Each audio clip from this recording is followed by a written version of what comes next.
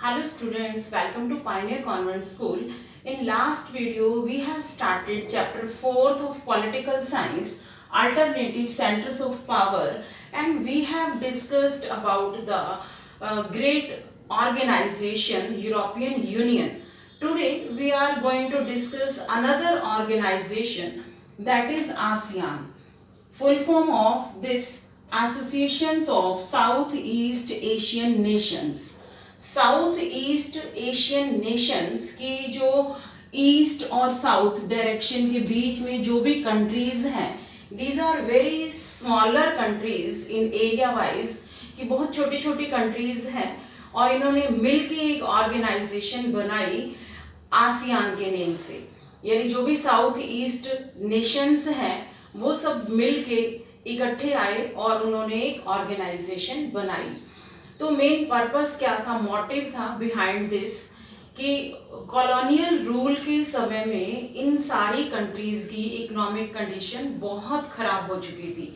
जैसे इंडिया में Britishers rule करने आए, ऐसे ही इन स्मॉल नेशंस में भी रिपीटेड कॉलोनियलिज्म रहा। यानी कभी तो यूरोपियन कंट्रीज आ रही है इनके ऊपर रूल करने, कभी जापान आ रहा है इनके ऊपर रूल करने। तो मेन उनका रिजल्ट क्या निकला कि इन सारी स्मॉल कंट्रीज के जो इकोनॉमिकली कंडीशन थी वो बिल्कुल खराब हो गई, डिस्ट्रॉय हो गई। तो इनका मेन मोटिव था सब इकट्ठे होके अपने इकोनॉमिकली अपने आप को स्टैंड अप करें, अपने आप को स्ट्रॉन्ग बनाएं। देन एस्टैब्लिशमेंट एंड मेंबरशिप, कि कौन कौन सी कंट्रीज हैं जो आसियान के मेंबर बने और ये कब एस्टैब्लिश हुई। ASEAN was established in 1967 by 5 countries of this region, कि स्टार्टिंग में 5 स्मॉल कंट्रीज ने मिलके आसियान एक ऑर्गेनाइजेशन बनाई। कौन सी हैं ये 5 countries? Indonesia, Malaysia, Singapore, Philippines, Thailand. By signing the Bangkok declaration, यानी बैंकॉक डिक्लेरेशन इन्होंने साइन किया और इन 5 कंट्रीज ने मिलके, यानी जो फाउंडर मेंबर थे वो ये 5 कंट्रीज थी। And over the years Brunei, Darussalam, Vietnam, Lao, PDR, Myanmar, Cambodia joined ASEAN, taking its strength to 10, कि कुछ सालों के बाद धीरे धीरे दूसरी कंट्रीज भी उन्होंने भी आसियान को ज्वाइन कर लिया, उसके मेंबर्स बन गए और अब इसकी संख्या हो गई 10, यानी 10 कंट्रीज जो है आसियान के मेंबर्स थे। Now population of these 10 countries 65 crore है। इन पूरी 10 कंट्रीज की पॉपुलेशन को मिला के 65 करोड़ है, that is the half of Indian population. तो ये जो स्मॉलर कंट्रीज हैं, तो इनका जो मेन मोटिव है कि इकोनॉमिक कंडीशन हमें बहुत ज़्यादा इम्प्रूव करनी है, तो इन्होंने मिलके जो ये स्टेप उठाया, ऑर्गेनाइजेशन बनाई, तो एक दूसरे को जो है इनकी जो इंडिविजुअली जो आइडेंटिफिकेशन है, डिफरेंट कल्चर है, तो इन्होंने ये भी डिसाइड किया कि एक दूसरे की कल्चर की भी हम रिस्पेक्ट करेंगे। Now objectives of ASEAN, ASEAN की क्या ऑब्जेक्टिव्स हैं? This can be asked of 2 marks in exams. To accelerate economic growth and through that social progress and cultural development, कि अपने इकोनॉमिक ग्रोथ को एक्सीलरेट करेंगे यानी आगे बढ़ाएंगे, बट एक दूसरे की जो सोशल और कल्चरल आइडेंटिफिकेशंस हैं उसकी भी रिस्पेक्ट करेंगे। ईयू की तरह नहीं कि जैसे यूरोपियन यूनियन ने सबने मिलके एक अपनी सिंगल करेंसी रखी और वो एक सुप्रा नेशनल बनना चाहता था, कि यानी कि सारे नेशन से ऊपर एक बहुत बड़ा जो है ऑर्गेनाइजेशन अपने आप को प्रूव करना चाहता था वर्ल्ड लेवल पे। बट यहाँ पे इन कंट्रीज ने ऐसा कोई भी ऑब्जेक्टिव, कोई भी ऐसा मोटिव नहीं रखा। इनका सिर्फ और सिर्फ मोटिव था कि कल्चरल और सोशल रिस्पेक्ट करें एक दूसरे की और इकोनॉमिक ग्रोथ करें। सेकेंड जो ऑब्जेक्टिव है that is to promote regional peace and stability based on the rule of law and the principles of United Nations Charter, कि अब जो मतलब रीजनल पीस की बात आ जाती है, तो यानी कि ये वॉर को तो बिल्कुल अवॉइड कर रहे थे कि इन फ्यूचर कोई भी वॉर ना हो, आपस में कन्फ्लिक्ट्स ना हो, रीजनल पीस एंड स्टेबिलिटी रहे। स्टेबिलिटी मीन्स कि मतलब सब कुछ बिल्कुल स्थिर रहे, कुछ भी इंस्टेबिलिटी क्रिएट ना हो, और जो यूएन के चार्टर के अकॉर्डिंग, जो उसके सिद्धांत थे, जो प्रिंसिपल्स थे, उसके अकॉर्डिंग इन्होंने फंक्शंस करना स्टार्ट किया। तो ये 2 ऑब्जेक्टिव्स हैं आसियान के। Then after another topic is differences and similarity between ASEAN and EU. This topic can be asked in exam with 2 marks. Differences, क्या डिफरेंसेस हैं? Unlike EU, ASEAN has no desire for supranational structures and institutions। कि EU की तरह ASEAN का ऐसा कोई भी motive नहीं था कि वर्ल्ड लेवल पे वो सुप्रानेशनल, यानी सुप्रानेशनल थी सारे नेशंस के ऊपर एक बहुत बड़ी ऑर्गेनाइजेशन, तो जो मतलब उन सारे नेशंस के ऊपर रूल करे और उसके बनाए हुए प्रिंसिपल्स को सारे नेशंस फॉलो करे, ऐसा कोई सुप्रानेशनल बनने का इसका कोई भी मोटिव नहीं था।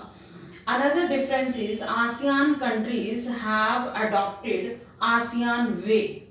What is the ASEAN way? इन्होंने ASEAN way को अडॉप्ट किया, a form of interaction that is informal, non-confront and cooperative।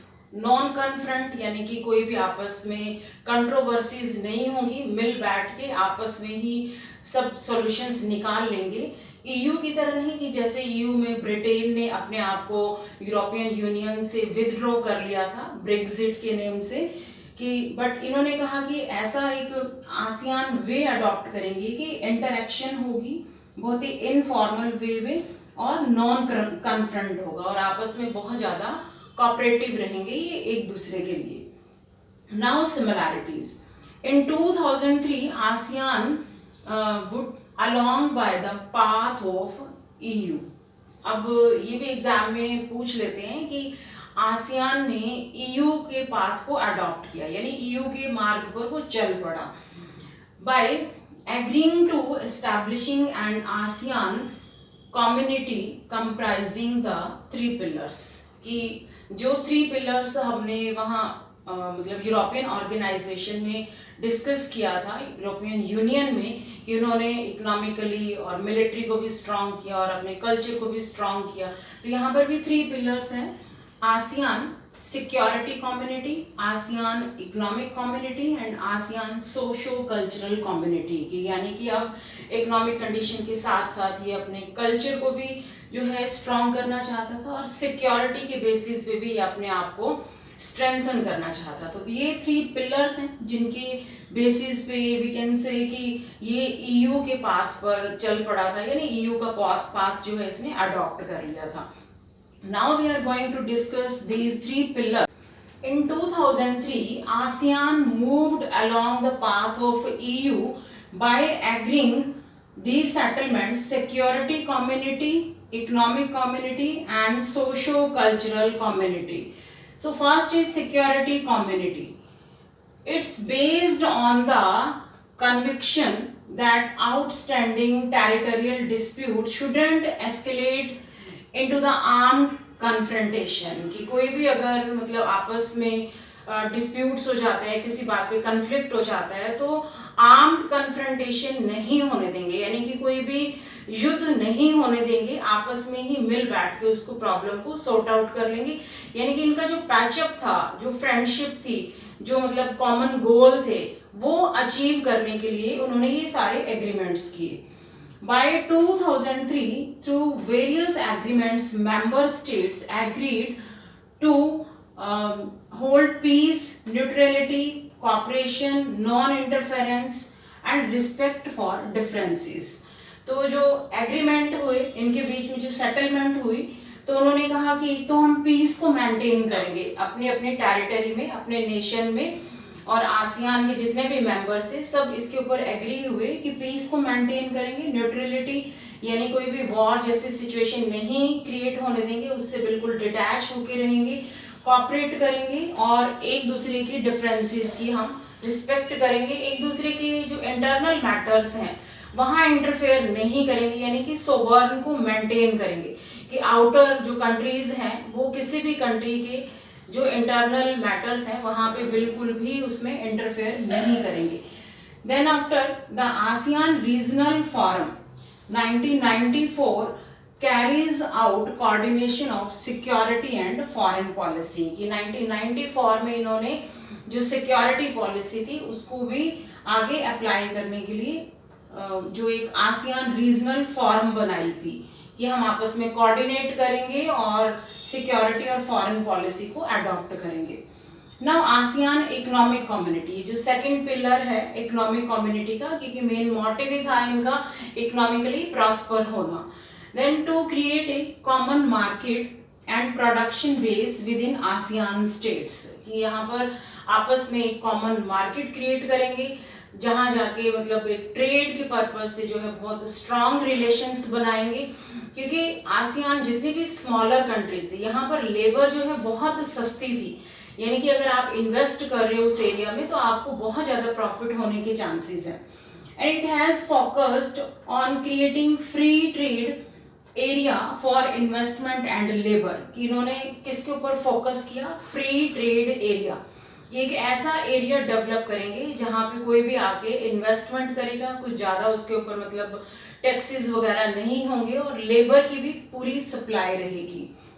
And as a whole, the economy of the ASEAN is growing faster than EU, US and Japan, कि इन्होंने economic growth को जो है बहुत faster rate पे develop किया, बहुत ज़्यादा मतलब तेज गति से इनकी इकोनॉमिक कंडीशन सुधरती हुई नजर आई as comparison to the European Union, US and Japan. हालांकि ये बहुत डेवलप्ड कंट्रीज हैं, बड़ी कंट्रीज हैं, इनके मुकाबले में भी इन्होंने अपने इकोनॉमिक कंडीशन को बहुत जल्दी इम्प्रूव कर लिया।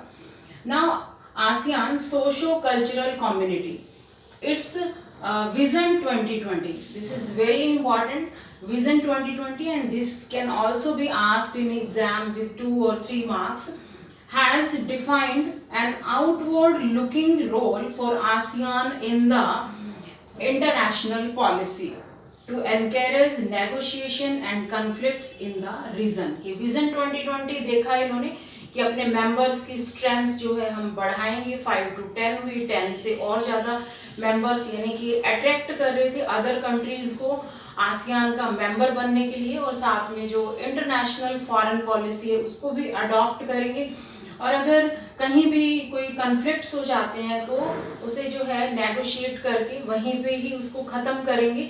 इसका एग्जाम्पल है हमारे सामने कि ASEAN has mediated the end of Cambodian conflict, कि कंबोडिया में जब कन्फ्लिक्ट हुआ, वॉर जैसी सिचुएशन क्रिएट हो गई थी, बट आसियान ने उसमें मेडियोकर का रोल प्ले किया और कन्फ्लिक्ट को वहीं पे ख़त्म कर दिया।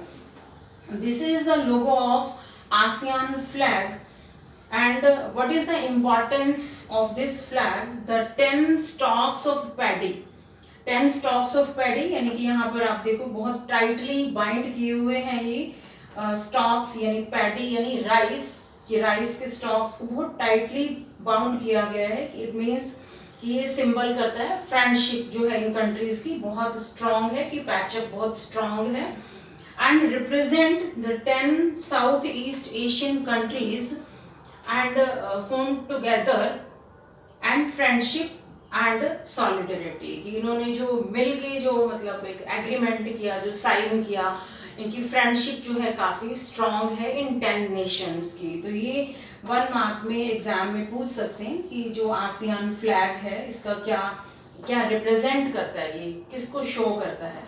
तो आज जो हमने पूरा टॉपिक यहाँ पे कवर किया इस वीडियो में वो था आसियान, की एक बड़ी ऑर्गेनाइजेशन है जो साउथ ईस्ट जो नेशंस हैं, बहुत ही स्मॉल नेशंस है, इन्होंने मिल के बनाया और बहुत जल्दी अपने आप को इकोनॉमिकली ग्रो किया। तो इसी के साथ ही आज का हमारा टॉपिक यहीं कंप्लीट होता है। तो